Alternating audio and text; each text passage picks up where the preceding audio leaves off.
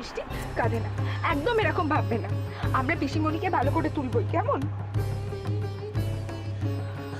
পৌরাণী, পৌরাণী, তোমরা তো বলেছিলে মামকে ভালো করে দেবে, লোকটা বেরিয়ে গেল, তাহলে কি হবে বাবা? এই বৃষ্টি, দেখো আমার দিকে। কি হবে? কিচ্ছু হবে না। এই শহরে তো অনেক বড় বড় ডক্টর আছে, তারা সবাই মিলে তোমার মামের ট্রিটমেন্ট করবে, কেমন? কিচ্ছু হবে না মাম, কিচ্ছু হবে না। শোনো, না হলে ওনাকে না হলে চলবে না।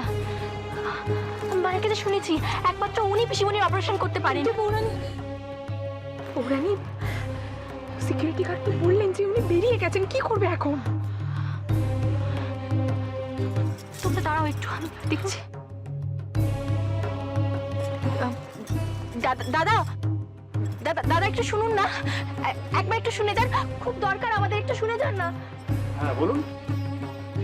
দাদা, ডাক্তারবাবুর ফ্লাইটটা কখন একটু বলতে পারবেন? সেটা তো জানি না ম্যাডাম, আপনারা আসার একটু আগে তো ওনারা বেরিয়ে গেলেন। মানে আমরা যদি এক্ষুনি যাই তাহলে রাস্তায় ওনাকে পেয়ে যাব? পেতে পারেন যদি তাড়াতাড়ি যান। দাদা একটু একটু ওনার গাড়ির নাম্বারটা বলবেন, আমাদের খুব দরকার। আচ্ছা দিন।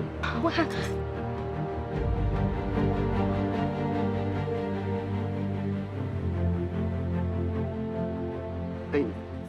থ্যাংক ইউ দাদা। বলি চলো চলো। হ্যাঁ, চল চল চল বৃষ্টি, বৃষ্টি চল।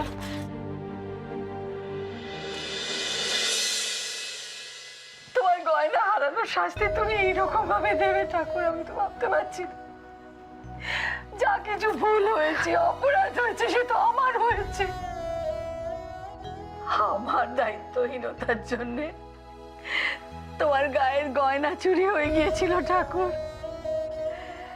সেই অপরাধ তো আমার অপরাধ। তার জন্য মেয়েটাকে কেন শাস্তি দিচ্ছ? ও কি করেছে? আমি জানতাম অপরাধ স্বীকার করে নিলে তুমি ক্ষমা করে দাও। তুমি তো রক্ত মাংসের মানুষ নও, তুমি তো ভগবান। তাহলে তোমার এত অভিমান কেন? এবারের মানুষগুলোর মাথার উপর তুমি আছো, তোমার সেবার কোনোদিন কোনো ত্রুটি করেনি। তাহলে আজ কেন এই দিনটা দেখাচ্ছ ঠাকুর? বলো কেন এই দিনটা দেখাচ্ছ?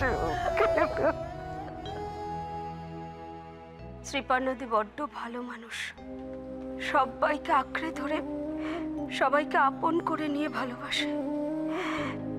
আজ তাকে এত কষ্ট দিও না ঠাকুর।